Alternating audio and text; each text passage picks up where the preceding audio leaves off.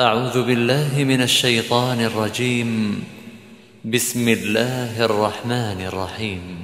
والنازعات غرقا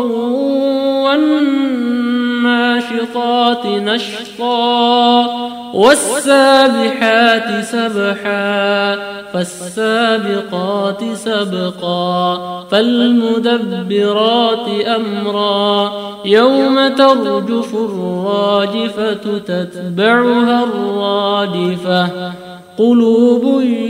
يومئذ واجفة أبصارها خاشعة يقولون أئنا لمردودون في الحافرة أئذا كنا عظاما نخرة قالوا تلك إذا كرة خاسرة فإنما هي زجرة واحدة فإذا هم بالساهرة هل أتاك حديث موسى إذ ناداه ربه بالوادي المقدس طوى اذهب إلى فرعون إنه طغى فقل هل لك إلى أن تزكى وأهديك إلى ربك فتخشى فأراه الآية الكبرى فكذب وعصى ثم أدبر يسعى فحشر فنادى فقال أنا ربكم الأعلى فأخذه الله نكال الآخرة والأولى إن في ذلك لعبرة لمن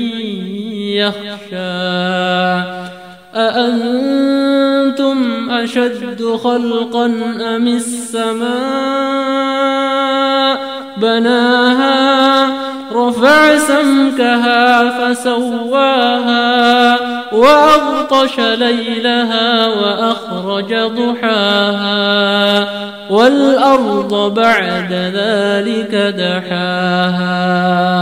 أخرج منها ماءها ومرعاها والجبال أرساها متاعا لكم ولأنعامكم فإذا جاءت الطامة الكبرى يوم يتذكر الإنسان ما سعى وبرزت الجحيم لمن يرى فأما من طغى وآثر الحياة الدنيا فإن الجحيم هي المأوى وأما من خاف مقام ربه ونهى النفس عن الهوى فإن الجنة هي المأوى يسألونك عن الساعة أيان مرساها فيم أنت من ذكراها إلى ربك منتهاها إنما أنت منذر من يخشاها كأنهم يوم يرونها لم يلبثوا إلا عشية أو ضحاها.